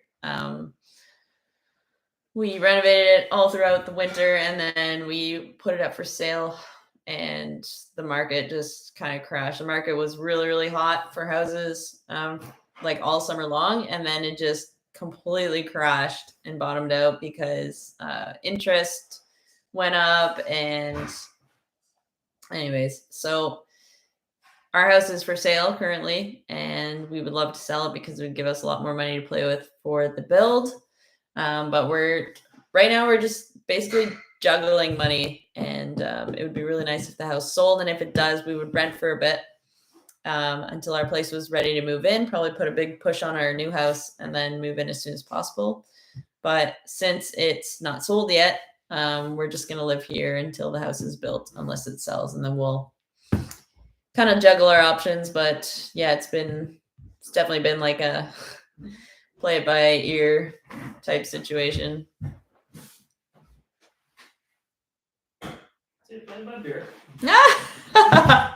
Tell me you're a contractor without telling me you're a contractor. Call your ladies woman bits equipment. Check out these. That's amazing. Isn't that amazing? Whoa, they turned out good, eh? Yeah. Cool. All right. You answer comments. All right, where are we at? Any passive house principles that you guys are incorporating into your build, or is it energy efficient enough? I'd say your shell, your like as in your exterior walls are number one. Other than that, any principles? Make your shell really efficient and build with good materials, I would say. Well planned. If you can like plan it out really well and make it efficient. Interesting thing about this place, we have no hallways. Mm-hmm. I don't believe, if you can avoid them, I don't believe in hallways because I find it's a huge waste of space. So if you do a really good design, you can avoid all hallways altogether. So basically what we did is we divided this house into 3 sections. Main like kitchen and dining room, living room area. And then the one side, 2 bedrooms, bathroom. The other side, bedroom, bathroom, office kind of thing. So 0 hallways, because hallways just kind of waste space. Yeah, we wanted an open concept. Yeah, we wanted really open, simple. So the adults get one side, the kids get the other. Yeah, it's gonna be and glorious. We meet in the middle. So excited. Yeah. Hallways just like, so imagine you have like a 3-foot hallway, 10 feet long, 20 feet long, whatever it is. Like you're just wasting a huge amount of space that just isn't necessary just to get to these rooms. Why not incorporate that into your room, So that's what we did. Yep. I missed a question earlier that I just remembered. What are we using for siding? We don't know. We don't know yet. We've even considered stucco. Yeah, I'd love to do stucco. Yeah, it would look pretty cool and different. And the ICF like just fits so well with that. Yeah. Yeah. We really don't want to use conventional siding, like the plastic vinyl siding. No. I don't like it. Yeah. I use it too much. I just don't like it. Yeah, it's not great stuff. This is mushy. Why is this so mushy? I don't know. What's wrong with it? Do you see this? Mm-hmm. I think it needs more heat. Weird. Anyway. Yeah. Any concerns? Sorry. Anyway, just on a tangent there, the Arrowhead Woodsman says, any concerns about moisture condensation in your RCF home? It will be quite sealed and tight. Yeah. So you need a air exchange system in any modern homes. This one as well. So you can adjust it, but essentially it changes your air, but keeps a portion of the heat. They're decently efficient. I'd say like 80-90% efficient depending on the temperature. So absolutely you need an air exchange system, and the more you run the air exchange, that changes your moisture problem, right? Because even in the winter, it being so dry as it is, we don't have to get into that in detail, but basically the gist of it is in the winter, say it's minus 30 Celsius out, right? And you're plus 20 inside. So you have a 50-degree difference. The warmer the air is, the more moisture it can hold, the colder it is, the less. So we're talking about like relative humidity. The air is minus 30. It comes into your house, has to heat up to plus 50 degrees Celsius from what it was outside. So it was like a 60% humidity or 50% humidity outside, comes in, warms up, drops to like 10% humidity because the temperature just spiked. And anyway, look into detail on that if you're interested in that. But basically you have a massive problem, and that's why it gets so dry if you have too much air leakage. ICF homes are so airtight that you could have the opposite effect where you don't have any air changing and all your moisture stays inside and it would get too damp. So you could have that problem, but we have to have air exchange systems, but you can control them. So basically in this house, we will control our air exchange to keep the moisture content where we want, because you just don't want it to be too dry. You get nail pops, you get floors shrinking, you get nosebleeds, mess up, and guitars don't work. Yeah. So the great thing about these ICF homes is you can control them better, because a normal home, you close all the windows, close all the doors, you have no air exchange. You still have so much air flowing through them that you have to put a humidifier in just to keep the moisture content up. These homes are so old that you can actually just open a window or run an air exchange to control how much air you're exchanging and dropping your moisture content. Because you shower, you do the dishes, anything like that will put moisture in the air. So you can control it a lot better than a typical home. Yep. Yeah. Elaine says, when will the house be finished? Elaine, I don't know. We're hoping for sometime this winter. Late winter, early summer, somewhere in between. Sometime this winter. Yeah. I don't know. I don't know. Yeah, we really don't know. As soon as possible. Yeah. As soon as we have time to work on it. That's phenomenal. We're just smacking over here. That's so good. I know, right? Great job. Yeah. This has been our thing lately. I don't know if you guys do this, but like we go through phases of snacks that we like. And so we've been making a lot of poppers for the last couple months. Jalapeno poppers. They're great. Anyways. Thank you, Sarah. I appreciate that. We'll consider that. What? Sarah said, one thing to remember is that your real watchers will literally watch the mundane task that's involved in the build. We love watching, so don't overthink what you show. Thank you, Sarah. Also, Sarah said a nice comment earlier, too. The love you both have for each other is refreshing to see online. Keeps us hoping that we will find what you have. Thank you, Sarah. Thank you very much. You're super sweet.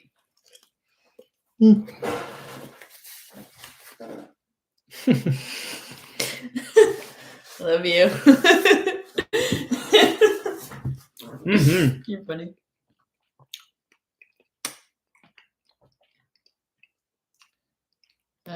You already answered that one. Billy says, great chat, guys. Great turnout. Yeah. Chuck G says you are hot. Cool. Definitely talking to you. Honestly, sometimes I wish we should just like have a camera running all the time. I had a day. He said this the other day, like stuff that happens to us. Oh my God. So funny. I got so stuck with the tractor, and then I had to like strap to a tree and pull myself out, and I finally got out. And then like hours later, I think I blew the tire. It was leaking air bad, and it was there on the tractor. They were due to be changed. Anyway, so I have to like go down, travel like an hour and a half to go get new tires. I have to bring them with me. But then I should probably pick up the foam for our in-floor heating for our basement at the same time. But it was way more than I thought it was. So it had to get real sketchy to fit everything into my truck and the trailer. Anyway, I'm driving, just picked up the tires, fit all that in. I like Tetris this whole thing to get everything to fit. And I'm driving down this like farmer's field. And all of a sudden, one pack of 10 of these things just fly off, just so light, just foam right out, strapped down. I don't know what happened. The strap came loose. They're huge too. Yeah, they're really big. They're 4 feet. Sorry, they're 4 feet by 4 feet, like 28 inches tall. 10 sheets of this, and just took off. I'm like, oh, that's moving. Oh, I should slow down. Oh, and now it's in the middle of a farmer's field, just like trucking it. I'm like, oh my God, what did I just do? I'm glad I wasn't on the highway for that. But yeah, like just the day-to-day is ridiculous. We should probably make a better effort to just show some of the stuff. Also, we went flying the other day. Oh yeah, that was really cool. Like, okay, I've been wanting to do like a day in the life. Hang on a second. So anyway, we both flew a plane the other day. Yeah, that was amazing. I will add it to the next video. We both got really sick. Yeah, it's very nauseating. Tiny plane, little Cessna 172. We have a friend who is a pilot, and he's like, hey, do you guys want to go flying? We're like, yes, we do. Let me think. That answer will always be yes. Absolutely. Yeah. By the end, we're like, oh, I don't feel so good. Yeah. We didn't feel right the rest of that day. We flew over a military base. We flew, well, not directly over, but like just outside of a military base. We flew over the Barron Canyon. A nuclear plant, the Barron Canyon. Algonquin Park. Algonquin Park, all kinds of cool stuff. We got to both fly. Super cool. It's kind of like driving a tractor. I had no idea what I was doing. It's like you gotta just do all the things. I think he kept correcting because I like I didn't want to oversteer. You were doing fine. Wasn't touching anything. You were doing great. I'm totally driving. You were doing great. I did. It was awesome. It was super fun. Probably why I got sick. It was so great. It was so fun to do. Wholly nauseating though. Wow. Yeah. I didn't even consider that was a thing. Yeah. So he drove. We like flew over the place we're building. Is like, where was that? Oh, it's just over here. Oh, let me just do it. Like, oh God, no, I can't do it. No, it's fine. He actually flew us over our own house, which was pretty cool. Yeah, it's pretty cool. It's amazing. It's amazing. But these little planes can just fly in the air. It's insane. When we showed up, I was like, this thing is so small. Like the smallest plane I was on before that was like not small. 1,800 pounds or something. Yeah. Yeah. Like 2,200 with all of us and fuel. All and of everything. us fuel. Yeah.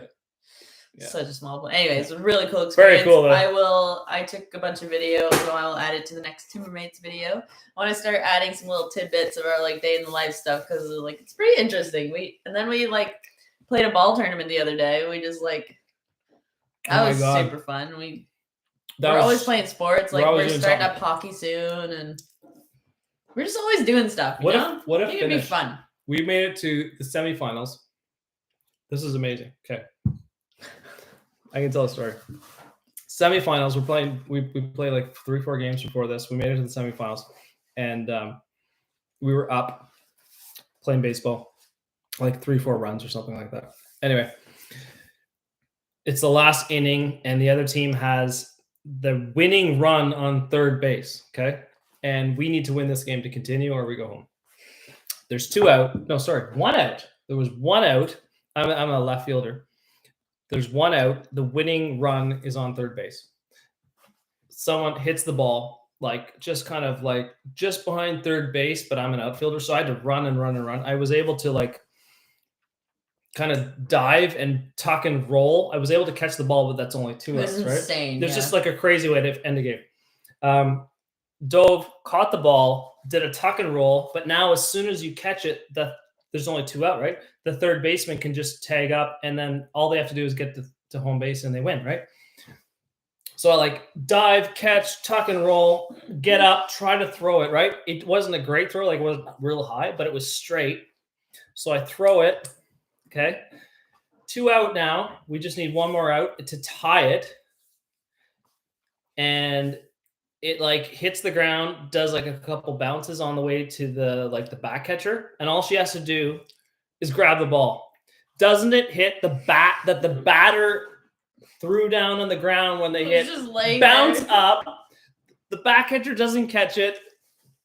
The runner comes in. We lose by that much. But like, what a crazy play! It was just like, what a way to end the game. It was just crazy. But it was like, that was pretty cool. If you guys want to see more of this stuff in our videos, like the stuff we do daily. Nobody wants to see this stuff. What? The stuff we do daily? I mean, sarcastic.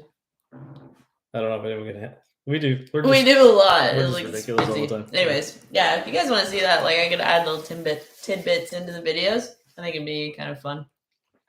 I start doing that. Mm-hmm. Definitely add the plane ride.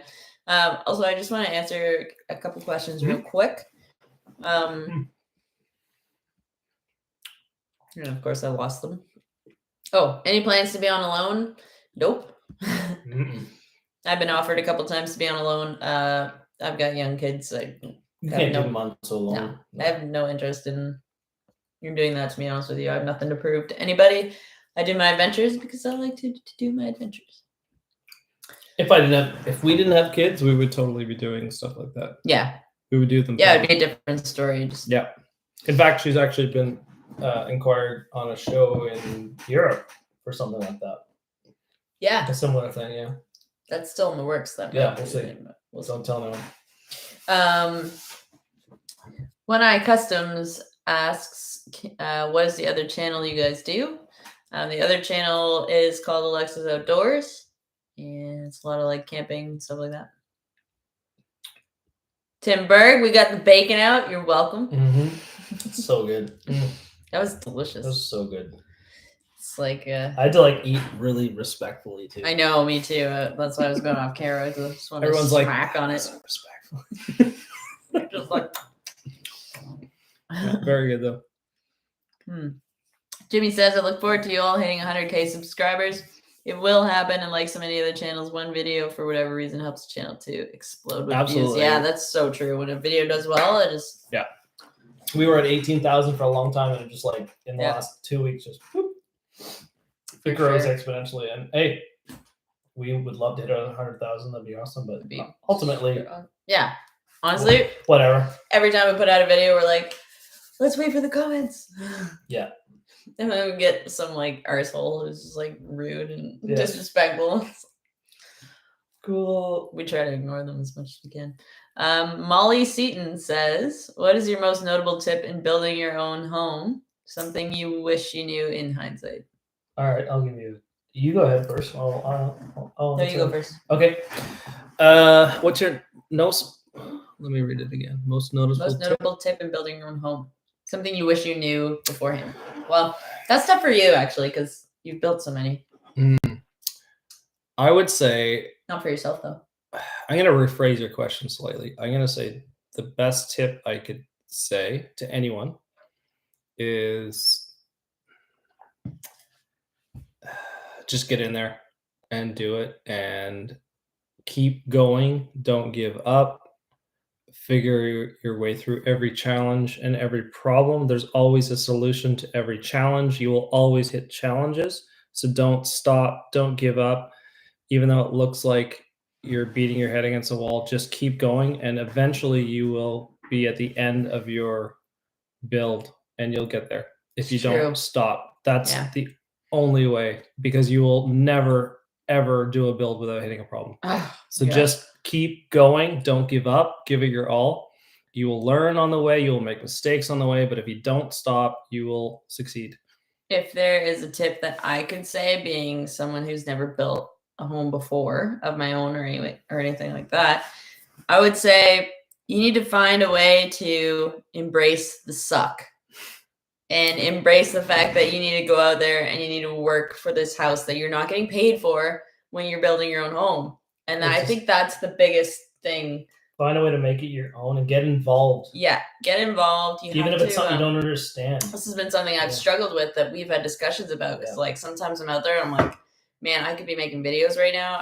We could be doing tree work. We could be doing anything else, but we're like sitting here spending money on our home and also not making any money working on this home. So it's hard to get over that mindset. But once you do and you find a way to like, I think compartmentalize, like, okay, today we're working on the house. Tomorrow we're going to go out and make a video or do a tree job, make money in some way. It's like, you got to prioritize those. You got to prioritize, but also you've got to like find a way to get invested and get excited about every step. And there's a lot. So it's hard to keep that kind of high going. I think we need to do that for each other sometimes because like I actually don't have a problem with that. I get like I'm so focused on the task at hand that day that it's not an issue for me. I can just stay motivated. Yeah, I have no issue. It's like, okay, we got to do this. Well, I'm just going to keep going until it's done. Simple as that. I find that very easy. But if you're not involved, I feel incompetent in a lot of that. That's what I was going on. If you're not totally involved in the process and you don't know what's going on, it's hard. It's hard to kind of stay motivated if you don't know what's going on. It's kind of easy to be like just kind of sit back and be like, okay, I don't understand.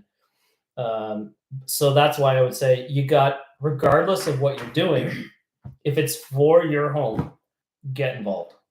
Find a way, ask questions. For sure. Find something of the home that you can make your own, whether it's design, doesn't even have to be physical, design or whatever it might be, whatever aspect, find a way to get involved, understand it, because if you can make it your own, you're working for yourself.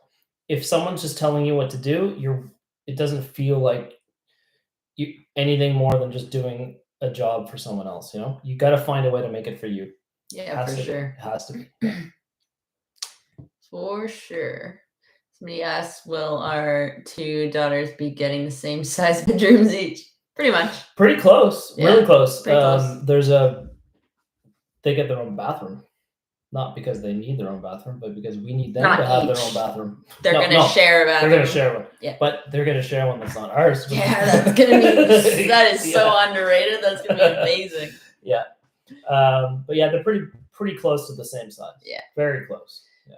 Rod Jeffrey says, hi there to you both. Your two channels are great. It's amazing to see a cool young couple working hard and following their dreams. Love your dog Grizz too. He's awesome. Cool. Thanks, Rod. That is really nice to hear sometimes. Big Bear, is the house fully enclosed in now? Not yet. We just did our second wall pour. Mm-hmm. And we have trusses on site. We are, I don't know, a week or so probably from getting the whole roof on and covered. And then we're not going to get windows till December. Yeah. Early December or maybe late November. And at that point, all we have to do is put the windows in, which are pretty quick and easy because they have like nailing flanges. It's really fast to put those in. Once we put those in, we just have to put up a vapor barrier on the main floor roof, blow a little bit of insulation in, and we are insulated.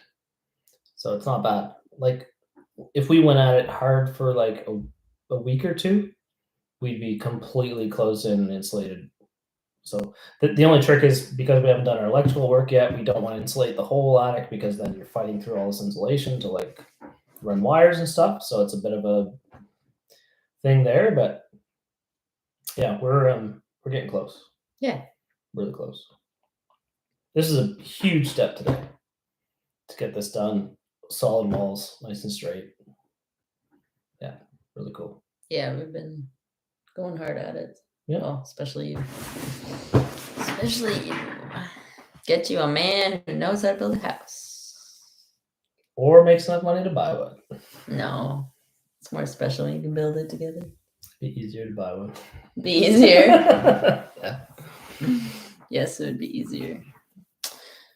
Elaine Dillon says, great chat, guys. Thank you. thanks for joining us. Yeah, thank you so much. Molly Seaton, who we answered a question above, says, by the way, good for you guys and your work. Both very respectful people. Thank you very much. Thank you.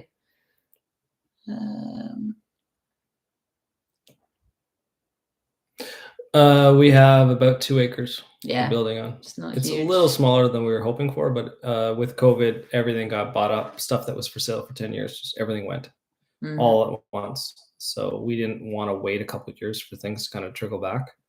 And so we decided to buy and build at the worst time you could ever do that. But we have about 2 acres. So it's not terrible. Yeah. Yeah. You said the camera's focused on the wall behind us? No, I think it's just we don't have a lot of light in here, so it's probably a little bit fuzzy. Sorry about that. Let's see.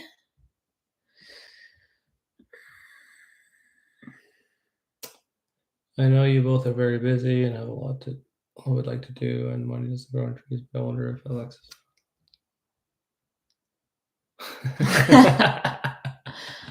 I've actually never. I have been offered to model outdoor things, kind of. I got invited to like this Alaska trip like a few years ago.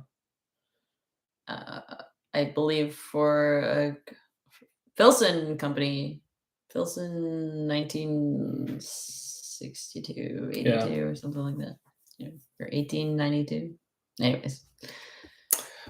Corinne is not really into stuff that takes her away from home. No. I couldn't be away from him. Well, and our girls. Yeah. Our life. This was like what, a 2-week thing or something? Like not there's anything wrong with that. But. Also, I would never. I'm never gonna put myself in a situation that is like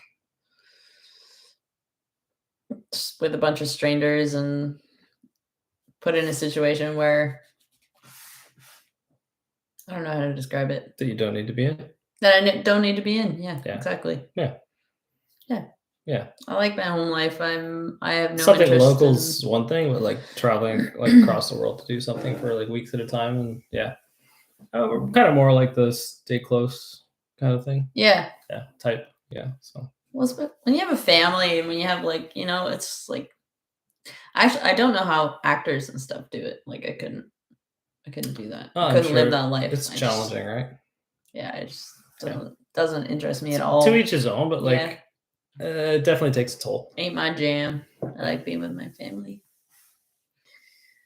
Sarah asks, what snacks are we eating? I made homemade jalapeno poppers. And there's more downstairs and they're phenomenal. Yeah, we ate and we are going to grab some in like 8 minutes when we wrap this up because that'll be 2 hours. Yeah, we should wrap this up. Yeah. So if you have any good questions, let's fly through the last couple and get everybody in. Okay. 1 million subs. Wow, that'd be awesome. That would be awesome. Sarah again. Have you ever considered doing a podcast? No, but that'd be cool. Would be cool. I was kind of asked to do one, but never did yet. Yeah. By who? Tony. Oh yes, that's right. Yeah. So that'd be cool. Maybe in the future. Okay. Embrace the suck is great advice for a lot of things in life. Keeps you positive. Yeah, life. Honestly, that has been the biggest thing about like that I've noticed about myself. Because we all have different ways of working through something, right? When I see that there's like a challenge ahead or something that's like, oh my gosh, this sucks, and there's like nothing. This is the worst ever. Nothing can be worse than this. You have to like learn to think past that and be like, okay, yeah, so this sucks. Now move on. Now what can you do about it? What can you, And that's been the biggest thing in my personally, like for my own mentality to like get through those days where like, oh my gosh, today doing our concrete board, it was so cold. My hands were frozen. I had like it was freezing cold today. And it makes it hard to handle everything and like, handle all the tools and stuff. So that was like, I had to really embrace this suck. So yeah, let's see. Every day is a combination of totally professional and turd polish. Problem solved. Absolutely. You've got to be, if you want to build your own home or do anything outside the box, you got to be a problem solver. 100%. even just running your own business, doing anything outside of like a typical make a living, you gotta think outside the box. Yeah, for sure. Absolutely. You gotta find intricate ways to like solve problems. You can't do that. Just get a job. Show up 9 to 5. Yeah. Just don't even bother if you're not a problem solver, just because you're gonna run into like so many problems. Yeah.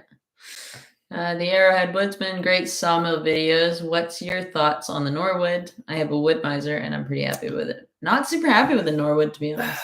Not crazy about it. But I haven't had a lot of experience with other ones, so you know, Definitely some things we would change about it. definitely some things I would change. I didn't know a lot about milling, or maybe nothing about milling when we first got that one. So now that I understand the whole process, it's a lot easier to be be an educated shopper, I would say, because now you know what you want. It's like kind of like buying a sports car, but you've never driven a car. You know, you have no idea. Like, oh, this is great on this one. Okay, cool. I don't know what that means. So, but now that I've done it a lot, it's like I would definitely recognize what features would be advantageous and which ones are just not necessary. So, would I go with another Norwood? I don't know. I haven't really looked around yet, but there's a good chance we're going to upgrade the mill in time. So if we do that, we're going to look around, and now I know what to look for. So it's a learning curve. Yeah, for sure. Definitely never regret buying it at all. Even just the way they do it, you kind of have to build it and put it together yourself. So that was a huge like learning curve. Gets you like into the thinking of how it works just by putting it together. So never regret it, but would I get another one? Maybe, maybe not. I don't know. We'll see. Got to look around. Yeah. Yeah.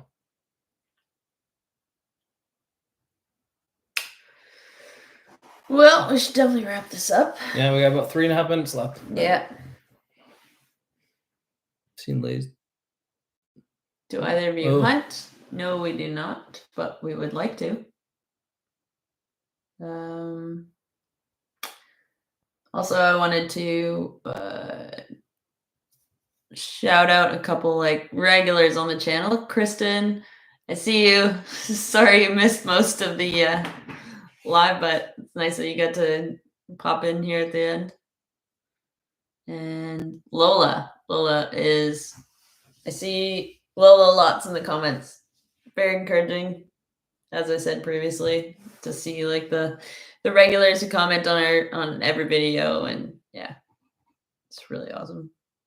You guys are awesome. This has been a fun chat. Yeah, it's been great. I'm really glad we did this. We've been talking about this for like a year. A long time. Just about a year Yeah, since, like because we're about a year and a half into this channel. Yeah. Now since last April.